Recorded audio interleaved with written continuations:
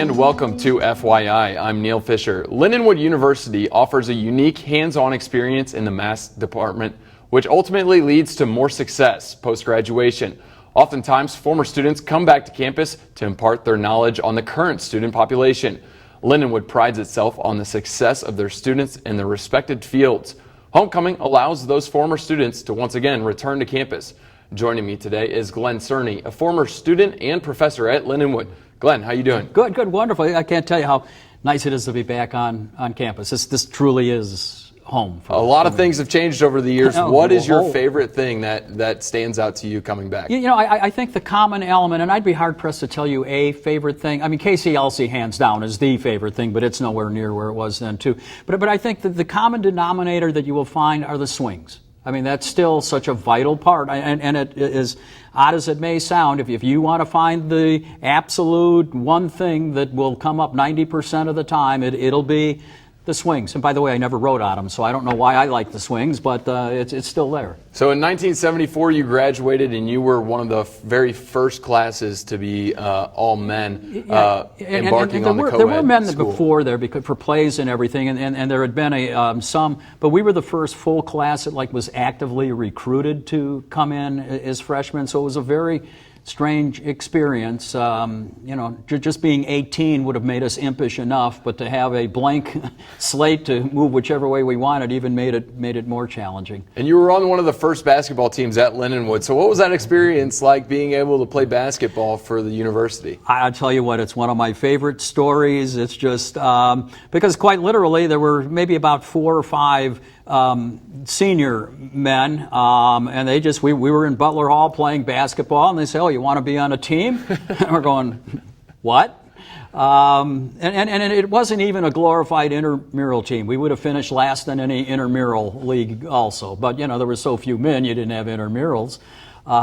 So yeah, and that's just, like I said, what a great story to be able to tell people, and then you have to back up and go, well, it was at a women's school. So was that in part due to wanting to be a sports broadcaster, was playing sports? Well, I've never been an athlete, but I have always played athletics. I mean, I'm still running and still delusionally believe there's at least one more marathon left in my 67-year-old legs. And I've always played, but never. I went to a huge high school and didn't have the talent to really play even in a high school, but I've always and still remain fairly active. And as sportscasting, I really don't know how I ended up. Well, yeah, I do, because it was something that I felt I could do. And you learned broadcasting from Martha Boyer. Describe what she offered from a professor's standpoint. Martha Boyer is still, I treasure her. Anything I have ever done traces back directly to her. She was one of the most firm people that you could ever see as a teacher that allowed you to do anything. I mean, you had no leash, but when you got to the end of it, it was going to get yanked back firmly and immediate, and you were going to have a chat with her, and you did not want to have a chat with her. But she was just, again, you talk to anybody who was taught by Martha, and you're going to hear the exact same thing from all of us. Do you remember your first time going on to KCLC? Because I remember mine, and it was a 6 a.m. to noon radio show, and it was unbelievable. Well, I've got 2 memories. The first one was as freshmen or new people, they had tryouts because there were enough students that wanted to be on that they had tryouts. And I really didn't know what to expect, and I remember trying out, and I don't think I've got a broadcaster's voice. I don't know. Come on, you don't know. But I remember walking back up to Ayers Hall where I lived, and literally cursing myself out that I would never be that unprepared again in my life. I would never, ever go on air without better preparation. But then oddly, so I could get on the air, I agreed to do the classical music show. And it was just so I could get on the air. It's just I wanted to make sure that I was in that element, in that realm. And my God, my lasting memory, because it will still affect me today, we were kind of in a contemporary station, and the first time my hands were shaking so bad I couldn't cue the record. And I literally had to let the needle drop and hope that it would stop so I could. And to this day, if I hear Green-Eyed Lady, I will get nauseous. I mean, it was that distinctive. So how did you become the student manager of KCLC? My peers will tell you I was the most obnoxious. And there's some truth to that, too. I just always, again, I latched onto this industry, and my wife, Susan, of 46 years, I might add, always said, you know, your focus, your intensity isn't like most people. And again, I wanted to learn everything. I wanted to, anything that was out there, I wanted to learn it. Taking apart the board, I irritated a lot of engineers and people just by being fascinated by everything. And it was nothing for about 8 of us to hang out at the station till 2, 3 in the morning, just learning from each other. And so being prepared, you talk about being prepared, and did that help you later in your career when you started moving away from Lindenwood, graduated, and finding jobs? Was being over-prepared to lead to your next gig? I don't think you can ever be over-prepared, but I'll tell you what it did do. It left me arrogant enough that I bought a radio station with a couple partners at 23. And I learned very quickly I was neither as good or smart as I thought I was. And it was the most wonderful experience. I've absolutely no regrets, but it sharpened what I knew I needed to do better. It gave me a very clear picture of what I had to do if I was going to have any success. And that was WKIQ, right? Yes, yeah, in Bowling Green, Ohio. And so at that time, what is going through your head when you're 23 years old and there's a radio station for sale? Do you go to your parents and say, hey, you know what I'm thinking of doing? I think I'm going to buy a radio station. Well, basically, yeah, and you know, it was a hard sell, but again, my parents encouraged. I have 2 brothers and a sister. They gave us the process and the ability to think about those think differently. And I'm forever grateful. I remember one time my dad apologized to me that he didn't know more about broadcasting. He was an ophthalmologist, and I says, my God, you loaned me money at the age 23. Anytime I've called, you've been a mentor. What more do you think you could have given me as far as opportunity? And you're not from St. Louis, so were they able to hear you when you went onto the radio? Oh, no. No? I was from Fond du Lac, Wisconsin, around the Green Bay area. And so, no, I don't remember when they first heard. It was probably when they came down here to visit during Parents' Weekend in the fall when I was doing games or something. But my mom never listened to the radio in particular. They just weren't media people. And so did they have anything to say to add to your comments when you would go on air and they finally heard you? No. No. I mean, again, they knew nothing about it.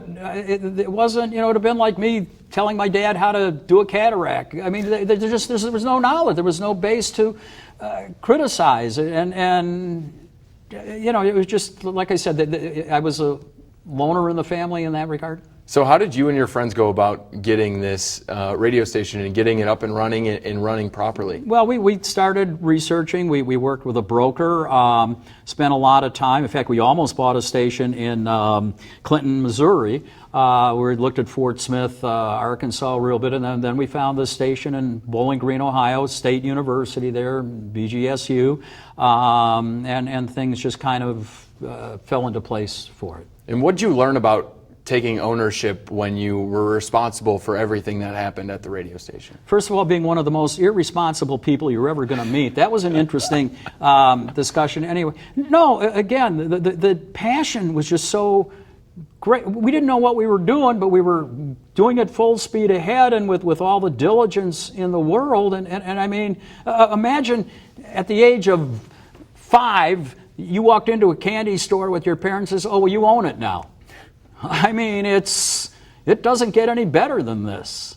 And then you went and worked in baseball, and for the Toledo Mud Hens. What was that like, being able to take part in America's pastime, the game of baseball. Well, and I'd also had an internship with the Brewers while I was a student here. So I didn't work for the Mud Hens. It was freelance work. I had started picking up stuff with the cable system in Toledo, and friends said, "Hey, we need someone to do these games," and it kind of worked into a long-term sort of thing. And I tell people, imagine getting paid to sit and talk about baseball.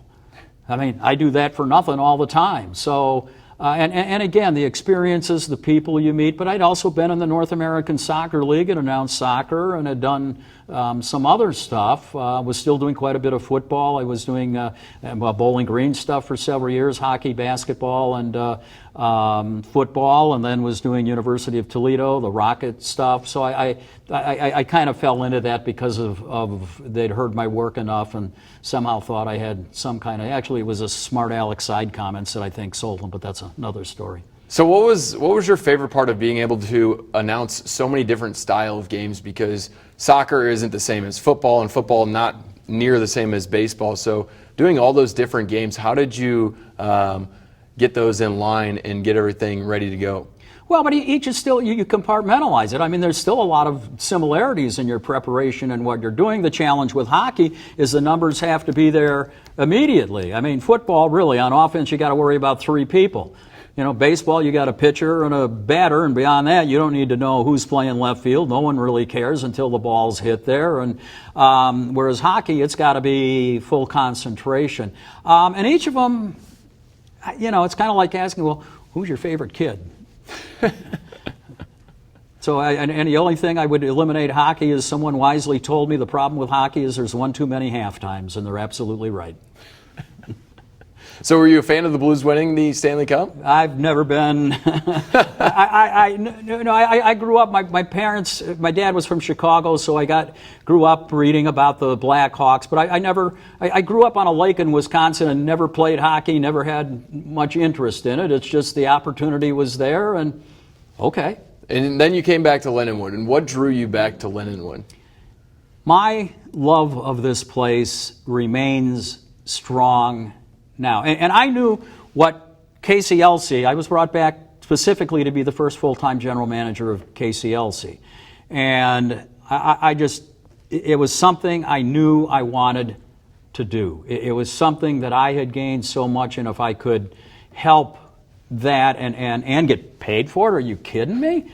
As you can tell, I've never worried a whole lot about that stuff. But it just was an opportunity to come home. And I'd been away. I mean, I'd learned a lot. There was things I thought I could, and just to manage another station. And what advice or experiences did you take away from your previous jobs and ownership with your radio station to bring into KCLC when you came back? I think one thing, if you talk to the other students that Rich and I had when we were here, Rich Rager, when we were here together, it's preparation. It's preparation. It's preparation. It's preparation. And when we talk, and I get to talk to most of them on a somewhat regular basis, we all agree with that. My wife, I was telling someone a little earlier, got irritated one time. Someone said to me, well, it's just natural for you. And she said, you aren't around the house when he's getting ready for a football game and doesn't talk to anyone and he just becomes a very different animal, and it's that concentration.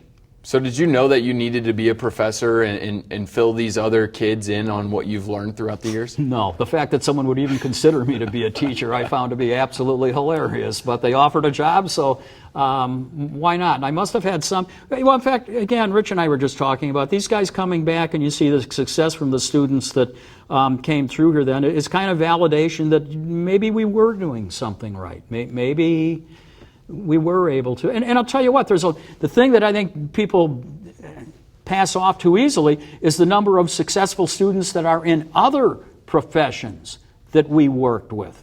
I mean, there's a lot of them that didn't go into sports or even broadcasting. The broadcast ones are easier to identify and have a little more glitz to them. But, I mean, some of the other students are just as successful, and I think instilling that idea of professionalism. And talk about a few professionals that you taught. Dan McLaughlin and Greg Amsinger have very, very well-known jobs now. I will disavow teaching them anything. You can judge when you listen to them. Well, but there was an affinity there. They knew that they knew I had done what they wanted to do. So there was a natural relationship there. And, off camera, I can tell you stories of me jumping on their cases. And again, usually it was something that may have been done in jest, but it's unprofessional. It's not the way you do it. And Scott Warman's another one. Each of them understood the responsibility. And I have told them continually, before you get on the start of a game, when you put that microphone on or it's in front of you, and you don't thank God for that opportunity, I'm going to come and kill you. Because we are so lucky to have those opportunities. I got to do this for 48 years. That's a long time in a candy store. And so after that experience being the manager at KCLC, you went up north again to Minnesota for the Pioneer Public Television. Yeah, I started running public television and public PBS and NPR stations, and I mean, wow, what a wonderful group of stations and organizations to be associated with. I was the largest pre-kindergarten educator in the region. I was Big Bird. I was Daniel Tiger. I was all of the and to have that ability to use broadcasting in such a powerful, positive way is just a different trip in the world.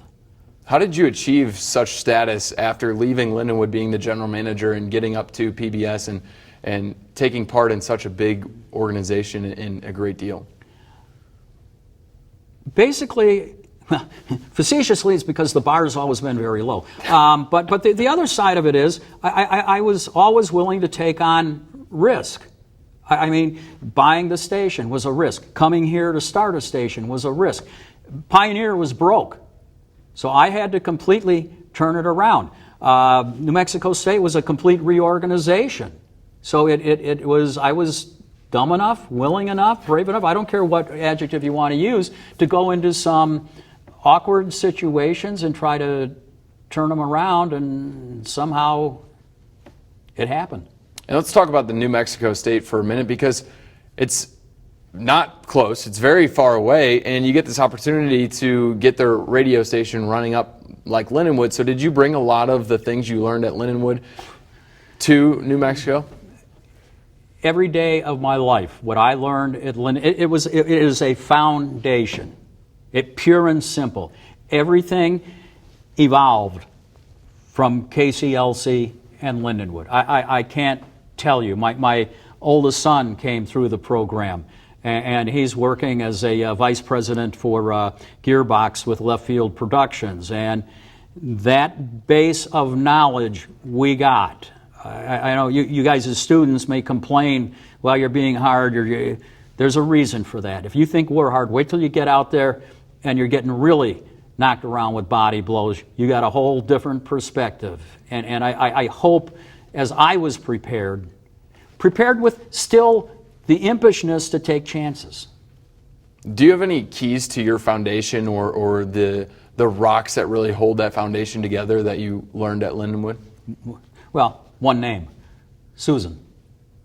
I mean, to be married with someone that put up with my nomadic, I mean, look, I'm everywhere. It was a combination of those things, having that support. And I got to tell you, my peers, I mean, we will talk to each other, and the number of times we'd call each other and congratulate or commiserate with each other. What I don't think students can understand is how valuable the group that you're with here will be for your career. And do you look back on your career, and I know it's your 45th class reunion now, do you look back and think, wow, those people that were friends with me during that time really helped me out in my career, and they might not have even noticed it at the time? Well, I don't think any of us notice it. I mean, you'd have to be pretty perceptive to understand what you were doing. But again, Paul Grundhauser, who was the chief engineer at KMOX for years, I mean, Paul was the one who knew how to edit tape. And so we would sit and we would watch him and how'd you do that? We were continually pushing each other. We were continually, how did you, here, help me with this. What do you think of this? And there was a lot of self-critique going on with all of those students. So what does it mean to return to Lindenwood? Because it's way different. It's not the same as when you went here. What we're sitting in now, the studio we're sitting in now, would have been a field where you may have gone sledding because there's a hill right behind us. Yes, we did. So talk a little bit about the differences that you see from back when you graduated to now coming back on campus. Well, I think the biggest thing is the attempt to keep up with the industry. Remember, my first station I worked on was an AM station. So, I mean, that's a lot of change coming here. But when I went through the podcast studios and the different thing, I think there has been a sincere effort to try to anticipate where are we going in this industry, which is part of the reason I got out. I just can't keep reinventing myself. So I think the fact that there has been this continued success because of anticipating and reacting to changes in the industry. And podcasts are the next big thing right now. They're the huge thing that everybody wants to do. Everybody wants to have one. Everybody wants to listen to one. So what do you think's next for the industry? Actually, I don't know what qualifies. Honestly, I see a couple of things. A maturation of it. The industry's got to grow up. We were talking earlier that, radio at its beginning was selling goat fluids for erectile dysfunction disorders and selling pieces of the cross and signed autograph pictures of Jesus Christ. And a lot of that's going on right now. So there's going to be a maturation process. And I actually think there will be some consolidation that will begin to happen again, that'll kind of start to convalesce again. But I'm basing that on a hallucination I had when I woke up at 3 a.m, so it's not based in any kind of fact or research. And what do you think of social media nowadays too? Because it's really helped the news industry, the sports industry, get a grasp on what's happening right now. And back when you went to the school here, they didn't have that. You couldn't figure out what happened right now, or like the Nationals just hit a home run to take the lead and are going to go to the NLCS to play the Cardinals. You couldn't figure that out until the paper came out. Can I give you the flip side of that?